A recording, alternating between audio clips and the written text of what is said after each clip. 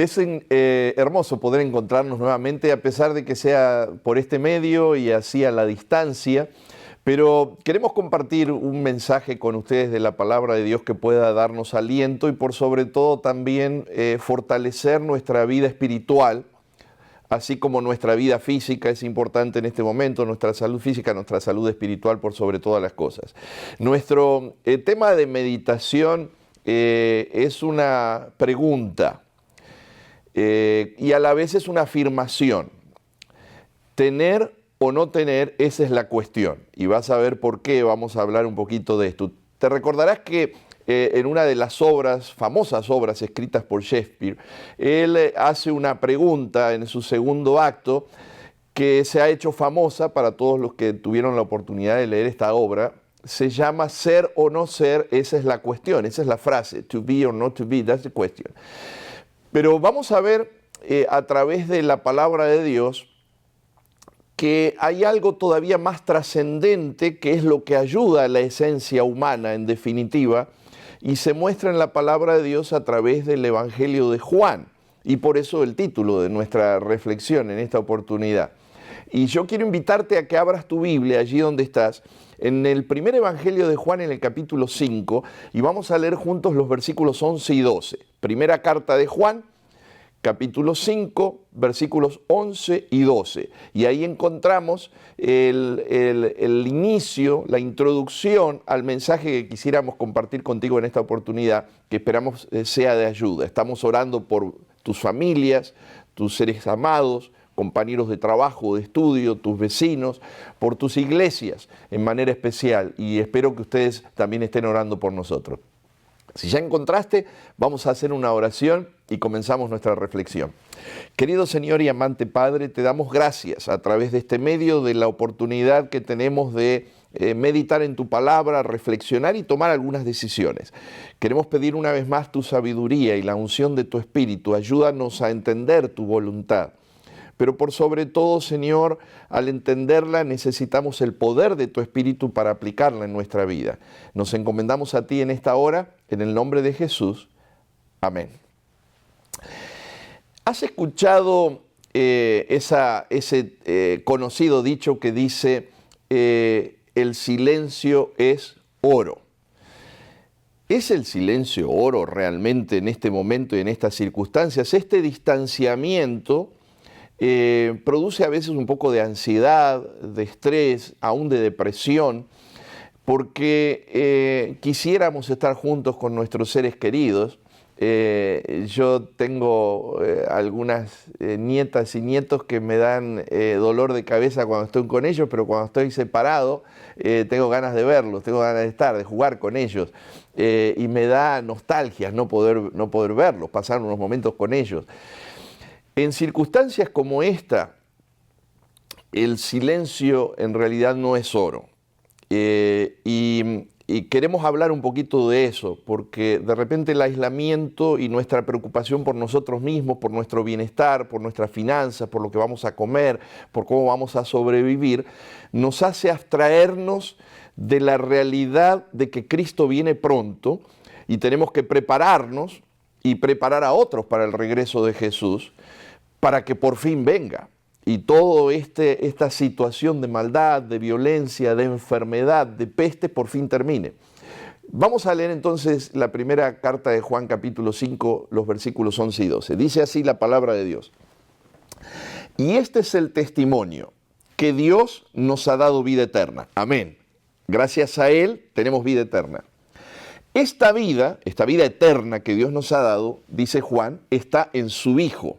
Y entonces nota cómo se expresa el versículo 12. El que tiene al Hijo, tiene la vida. El que no tiene al Hijo de Dios, no tiene la vida. Así que tener a Cristo Jesús, tener al Hijo de Dios, es una necesidad primaria, fundamental y crucial en este momento. Seguramente, ante esta pandemia, te ha tocado tratar de establecer algunas prioridades. Necesitas comprar algunas cosas y tú decides qué vas a comprar y qué cantidad. Cosas que sean esenciales, que no importa si definitivamente no las tienes, si no importa si, por ejemplo, hay escasez de tal o cual elemento, no es primordial, pero tú te concentras en lo que es primordial, lo que es lo más importante. Así que, aunque era muy lindo el verso de Shakespeare, para que haya un ser real, una esencia real en la experiencia humana, necesitamos primero tener, dice Juan. El que tiene al Hijo tiene la vida, y la connotación de la vida, que nos fue dada de Dios, es vida eterna. El que no tiene al Hijo no tiene vida eterna. ¿Qué clase de esencia, de ser, hay sin el Hijo? Ninguna, en realidad. La esencia verdadera está cuando tenemos a Jesús. Es por eso que tener al Hijo es el secreto de la vida, es el secreto de la vida eterna. Tiene que estar al principio de todas nuestras prioridades en esta hora de emergencias, en esta hora de crisis, en esta hora de ansiedad, en esta hora de apuros, en esta hora de cuidarnos, que no nos pase nada, que no pase nada a nuestros seres queridos. Solo podemos ser en la verdadera esencia cuando tenemos a Jesús. Si no tenemos a Jesús, no tenemos nada.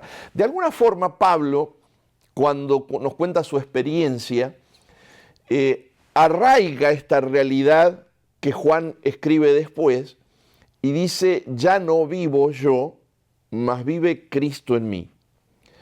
Cristo vivía en la vida de Pablo y al Pablo tener a Cristo tenía la vida y tenía la vida eterna.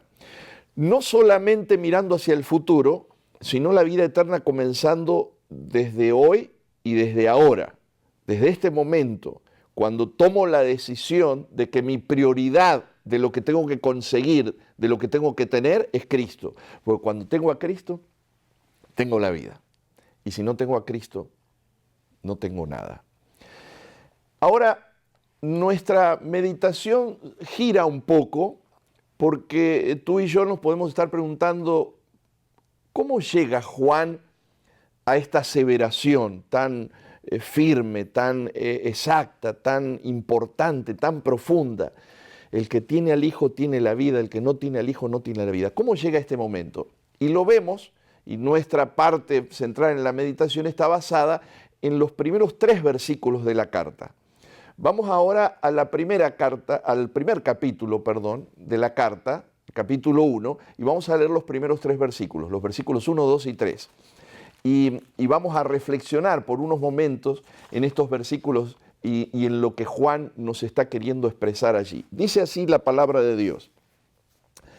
Lo que era desde el principio, lo que hemos oído, lo que hemos visto con nuestros ojos, lo que hemos contemplado y palparon nuestras manos tocante al verbo de vida, porque la vida fue manifestada y la hemos visto y testificamos y os anunciamos la vida eterna, la cual estaba con el Padre y se nos manifestó. Gloria a Dios.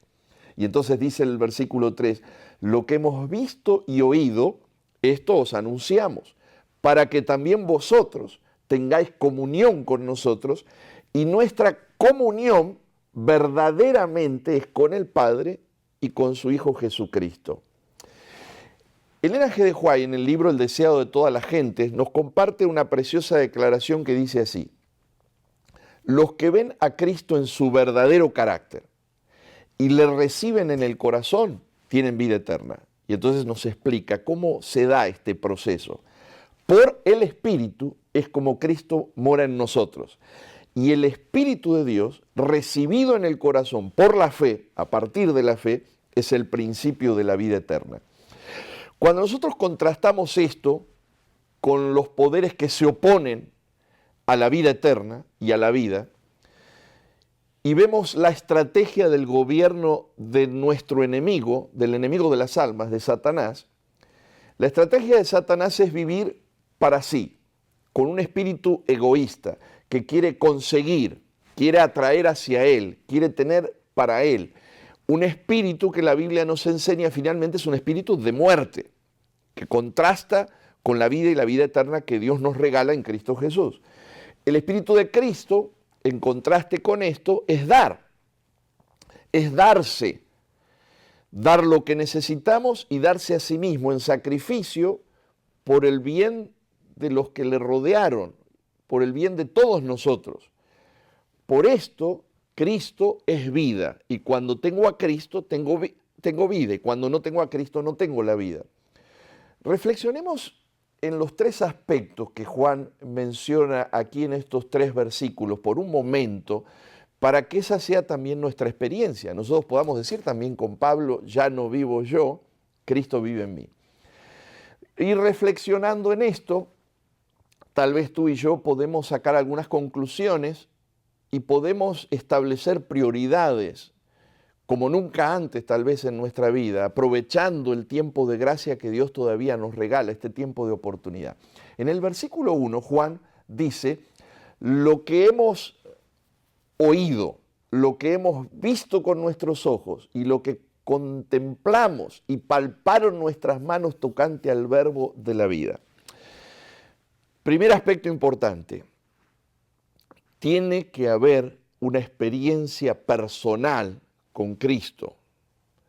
Juan dice lo que oímos, lo que vimos, lo que contemplamos, lo que palpamos. Tal vez estaba recordando a las escenas que tuvieron la oportunidad de abrazar a Jesús, de tocar a Jesús, aún después de su resurrección. Juan está dando un testimonio personal. Entonces viene una pregunta de reflexión. ¿Podemos nosotros hablar de una relación personal con nuestro amado Señor Jesús como Juan o los discípulos la relataban? Podemos contarle a alguien a nuestro lado y decir, mira, yo no te estoy echando un cuento, te estoy diciendo lo que he oído, lo que he visto, lo que he contemplado. Yo he sido parte real de esta relación, lo he experimentado. Es triste escuchar historias tan a menudo en este momento de gente que no tiene el privilegio o la oportunidad de despedirse de sus seres queridos. Descansan en la sala de un hospital aislados hasta su muerte y ni ellos ni los seres amados pueden verse. Tal vez estamos separados por distancias, uno en un país, otro en otro país, uno en un estado, una provincia, otro en otra, aún en diferentes ciudades. Y ya no podemos vernos, ni tenemos la certeza de cuándo nos vamos a ver o si nos vamos a ver. Eso produce un vacío en nuestro corazón, en nuestras relaciones. ¿Te has puesto a pensar cómo este virus del pecado que comienza en esta tierra, en el Edén, produjo en Jesús, en la divinidad, un sentimiento similar? Se produjo un distanciamiento, una separación a causa del pecado como no había existido en toda la historia del universo hasta ese momento. Y Jesús tiene una añoranza de estar con nosotros, de pasar tiempo con nosotros. Y la distancia del pecado ha producido a veces distancias que pueden parecer abismales. Ahora, escucha, no es la distancia desde el reino de Dios hasta aquí, porque Él es omnipresente. No es la distancia que se produce porque Él es Dios y nosotros somos seres humanos pecadores. Es la distancia que se produce por tu pecado y por mi pecado. Ese virus que nos ha contagiado nos hace separarnos unos a otros y también nos hace separarnos de Dios. Así que nuestro primer desafío, mi primer desafío para ti que estás escuchando, es que busquemos como nunca antes que podamos tener una comunión, una relación personal con Jesús, a través del estudio de su palabra, a través de la oración, a través de la adoración y la alabanza, a través del culto familiar, a través de la comunión unos con otros o solo entre unos y otros dentro de la familia, ahora que estamos distanciados. Qué importante es que haya un impacto en la influencia de la vida de Cristo en tu vida y en mi vida, y que haya un impacto de la vida de Cristo en nosotros hacia otras personas con las que nosotros nos relacionamos.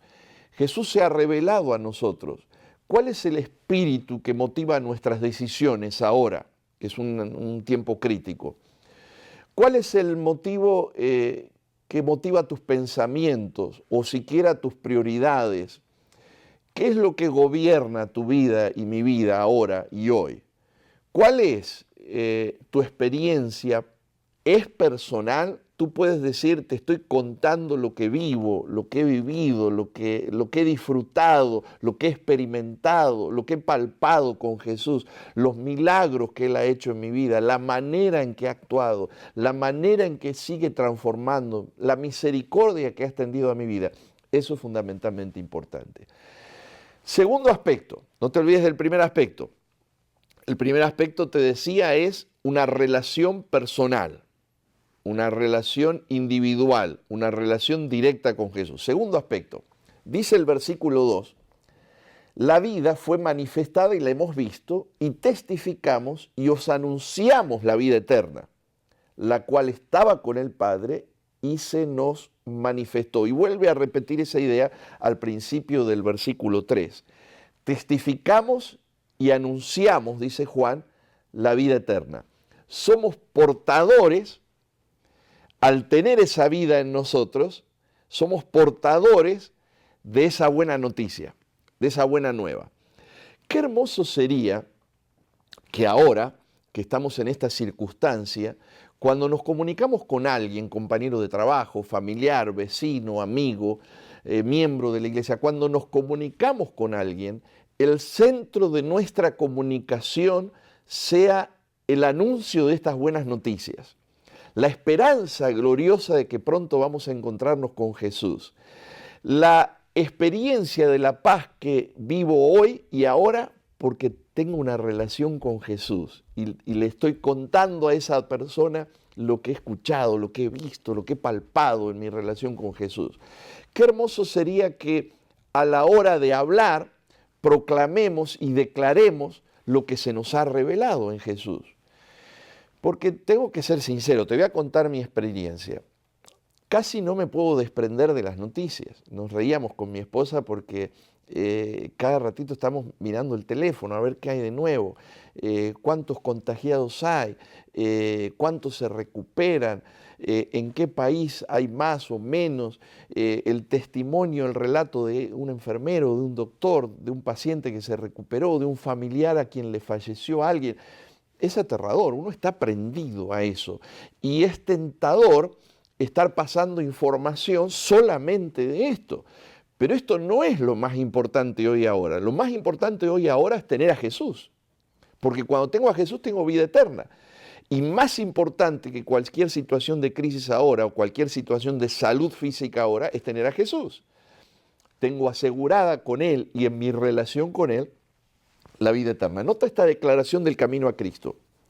El que verdaderamente conoce a Cristo siempre deseará que otros compartan ese bendecido compañerismo. Tan pronto como uno viene a Cristo, nace en el corazón un vivo deseo de hacer conocer a otros cuán precioso amigo ha encontrado en Jesús. Ahora, esta declaración es maravillosa y puede ser alarmante, porque tú y yo podemos estarnos preguntando, ¿quiere decir que si no tengo el deseo de compartir a Jesús, es que verdaderamente no lo conozco? ¿Quiere decir que si no siento el deseo de que otros se beneficien de la experiencia que yo estoy disfrutando, es que Jesús no es mi más precioso amigo? Me hizo reír una hermana contándonos su testimonio en un culto de oración hace unos años atrás. Había ido a comprar una tostadora a Walmart y viendo precios se sintió atraída hacia una que era evidentemente la mejor, la más grande, la más bonita, pero no tenía precio. Entonces le preguntó a una de las señoras que ayudan allí cuál es el precio. La señora vino con el escáner, le dice, bueno, el precio, hay algo raro, dice, porque el precio son $5. Y la señora dice, pero no puede ser, debe haber un error, vamos a ver a la caja. Van a la caja y la cajera le dice, sí, no sé por qué, pero son $5. Pero ¿y la puedo comprar a $5? Sí, señora, ese es el precio. Así que la señora ni lerda ni perezosa fue y se compró 2. Y entonces llegó a la casa Y ustedes se imaginarán cómo somos. Le habló a su cuñada y a su amiga y a el familiar y a la vecina. Hay tostadoras en Walmart que son regularmente $80 y están a $5. Así que las tostadoras se volaron. Entonces ella dice que a la noche, cuando se arrodilló frente a su cama para orar, dice que hizo así: pero si seré necia. Y entonces nos contaba con una sonrisa y a la vez con un dejo de tristeza. ¿Cómo puedo ser tan bruta? Usó esta expresión. ¿Cómo puedo ser tan bruta que para hablar de una tostadora le hablé como a 12, 15 personas para que se beneficien de una tostadora? Y para que la gente se beneficie de una vida en Cristo, de una vida eterna, yo no hablo con nadie. No le cuento esto a nadie. Y ella nos contaba eso en un culto de oración y nos hizo reflexionar. ¿Te has puesto a pensar qué buenas noticias compartes con los demás? ¿Qué noticias compartes con los demás? ¿Qué es lo que te alegra como para levantar el teléfono y llamar a alguien y decirle: mira, me pasó esto, viví esto? ¿Es Cristo el centro de nuestra vida? La regla de nuestro servicio a los demás, testificando, anunciando, es la voluntad de Dios. Esa es la regla. ¿Cuál es la voluntad de Dios? El motivo es mi amor hacia Cristo, porque el amor de Cristo, ¿te acuerdas? Nos constriñe, nos llena.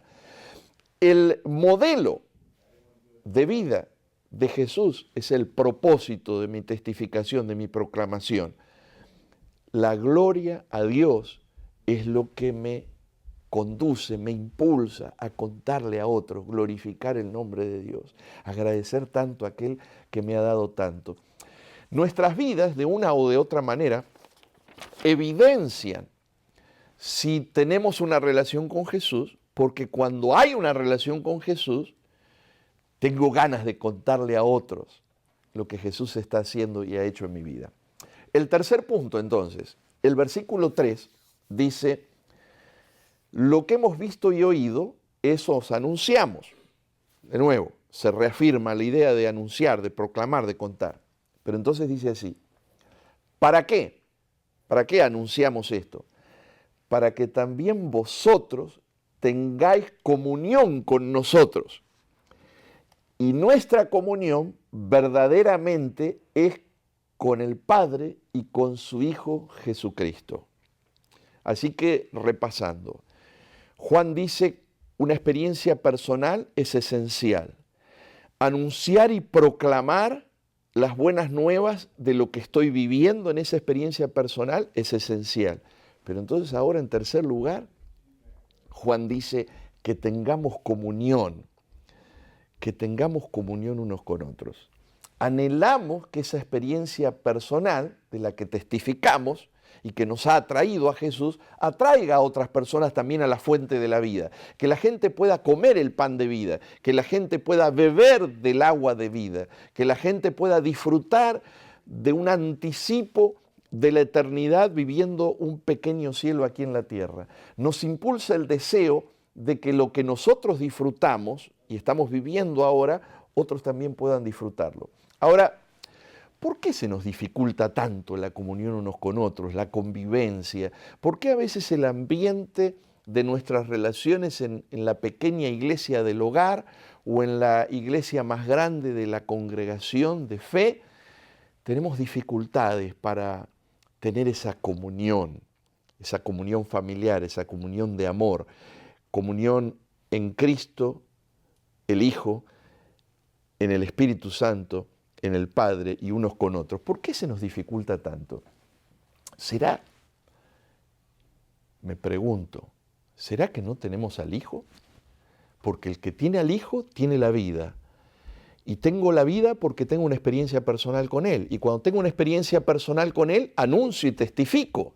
Y cuando tengo una experiencia personal con Él y anuncio y testifico, tengo el anhelo, el deseo, el gozo de estar en comunión entre todos los que vivimos la experiencia de la vida en Cristo. Si eso no existe, ¿será que no tengo a Cristo, no tengo al Hijo? Y entonces, como no tengo al Hijo, no tengo vida. Y como no tengo vida, no tengo de qué testificar. Y como no tengo de qué testificar, no me gusta estar en comunión con otros. Me gusta estar en comunión nomás con mis amigos, con los que tengo afinidad, con los que hay química, decimos. Pero no es así el plan de Dios. De alguna forma, tú y yo tenemos que entender y disfrutar de una experiencia de vida abundante y de vida eterna. Esta es parte de nuestra reflexión y parte de mi desafío para mí y para cada uno de nosotros, para tú que me estás escuchando ahí en tu casa, en tu grupo pequeño, en tu iglesia o donde estés. El tiempo se termina, las señales se precipitan, Cristo viene pronto, es una preciosa noticia. Qué lindo es que yo pueda tener la certeza y la seguridad de que tengo a Cristo, y porque tengo a Cristo tengo vida eterna. Y que si no he tenido una experiencia personal, en mi lista de prioridades hoy y ahora, en mi lista de prioridades de las cosas que tengo que tener ante esta pandemia física, ponga la prioridad de tener a Jesús para que Él termine con el virus del pecado, para que haya una vacuna del Espíritu Santo en tu vida y en mi vida, en tu corazón y en mi corazón, y podamos disfrutar de esa experiencia y podamos decirle a la gente, te estoy contando lo que vi, lo que palpé, lo que disfruté, lo que escuché al estudiar la palabra de Dios. Esta es mi experiencia. Y podamos anunciar, proclamar, y podamos estar en comunión unos con otros. Tú habrás escuchado, especialmente aquí en Texas, que hemos puesto a funcionar en esta semana un plan que llamamos Adoptando una Familia o Adopta una Familia. Porque ahora que necesitamos disfrutar de comunión, tal vez esa comunión no va a ser tan especial o tan regular como antes, porque por la distancia que tenemos unos con otros, por protección. Pero nada impide que busquemos la comunión a través de una relación con nuestro Señor Jesús, pero también una comunión de ayuda y de servicio a los demás, no solo proclamando que Cristo viene pronto y que hay salvación en Jesús, pero también viviéndolo con el ejemplo, mostrándolo con el ejemplo. Este plan hace que si tú por la gracia de Dios tienes trabajo o tienes algún dinerito ahorrado, tienes tus alimentos, compartas con alguien que no tiene ni trabajo ni sustento. Y que tú puedas adoptar una familia de la iglesia o fuera de la iglesia a quien tú puedas ayudar en forma intencional y en forma especial. Ayudar porque le amas y ayudar porque es la manera de proclamar que eres feliz y tienes vida en Jesús, aún en el medio de las crisis y las dificultades. Ayuda a alguna familia, adopta a una familia. Sigue sosteniendo la obra de Dios hasta que por fin podamos terminar la misión que se nos ha encomendado. Que eso sea tu prioridad y mi prioridad, porque el que tiene al Hijo tiene la vida, y el que no tiene al Hijo de Dios no tiene nada.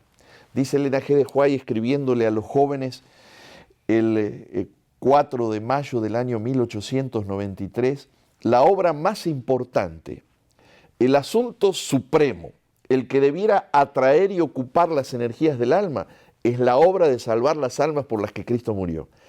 Haz de esto la obra principal, la más importante de vuestra vida, convertirla en la labor esencial y especial de tu existencia. Cooperad con Cristo en esa grande y noble obra. Quiera Dios que esta sea la obra más importante, que este sea el asunto supremo, que este sea el que atrae las energías de tu alma y mi alma como ninguna otra cosa. Tener a Cristo es nuestra prioridad. Tener una experiencia personal con Él es una prioridad. Proclamar y hablar de Cristo es una prioridad. Estar en comunión, ayudándonos unos a otros, es una prioridad. Ese es nuestro deseo sincero y nuestra oración.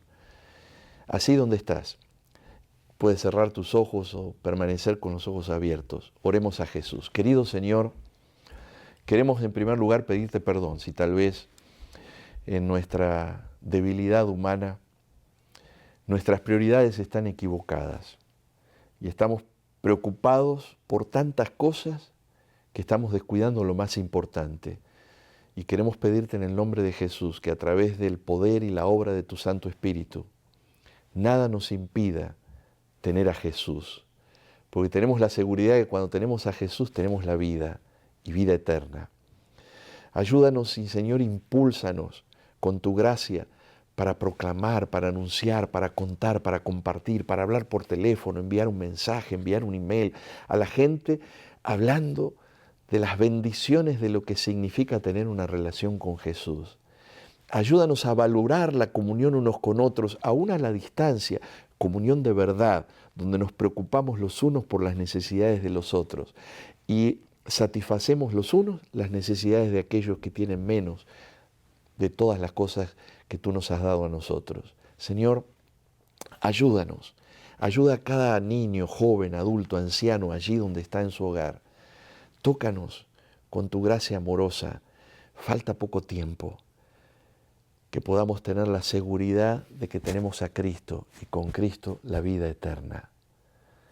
Es nuestro deseo sincero, Señor. Te lo pedimos en el nombre precioso de Jesús y para su gloria. Amén. Que Dios te bendiga y que allí donde estás podamos tener el privilegio y la seguridad de tener a Jesús como nunca antes y de hablar de Jesús como nunca antes y de estar en comunión unos con otros y con Jesús como nunca antes, ayudándonos. Escucha con atención también el pequeño video que sigue al final de este mensaje. Dios te bendiga. I remember sitting at my desk one day, and there were some students there who were working on the computers. It was a school for at-risk youth. So we had students who were pregnant 13-year-olds or kids who were kicked out of school for drugs or maybe depression and they couldn't make it in the normal system. So they came to our school and we helped them to make sure that they could graduate. And there was these two students, these two black students who walked in to bring some of their friends some food, these two young black males, probably 17 years old. And immediately my coworker kind of turns to me and says, hey, these guys, we need to get them out of here. They're trouble, they're causing they're gonna do something. And I was so confused and we tried to dialogue about it. And I remember saying, what about them is trouble? Are you saying this simply because these are two young black males? Is that why you're assuming they're up to trouble? And there was this awkward silence. And then my coworker, I was just sitting at my desk, I can still remember it so vividly, looked at me and then said yes. And then said, that's also why I never liked your children. That was one of the most real experiences I've had in my entire life. It was like for the first time I've been able to truly take my shoes off and then just kind of slip into the everyday shoes of what other people go through and their struggles and the racism that even occurs in their daily lives, and they have to live with it and deal with it. And I remember coming home and talking to you about it, and long story short, after talking to human resources, etc., trying to deal with it, wasn't dealt with in a proper manner, I resigned from that job. And I resigned, and to this day, I ask, what can I really take away from this experience besides just being deeply hurt from that comment? And this is what it is. Every time now that I see someone who has different skin color, or every time I see a young black male or someone of a different race, I just pause for a moment and I said, that could be my son. Literally, that could be my daughter. Literally, that could be my nephew. That could be my grandpa. And it has awakened this deep sense of empathy.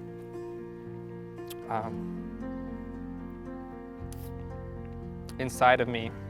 And just being a white male, I've become just increasingly more aware of this and just how I believe this is nothing of God and how I believe that the devil is fully behind it, and I believe that it's real and I believe that it exists. And as a white male, I now feel called to stand up for people and to use my voice to help them. So yeah, it reminds me of, there's this old Aesop fable that there's 4 oxen, and if they stand tail to tail, the lion comes, and every time he attacks, he's met by horns.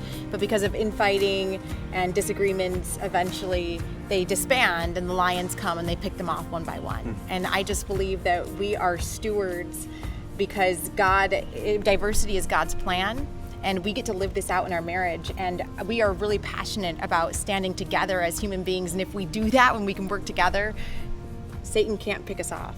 absolutely.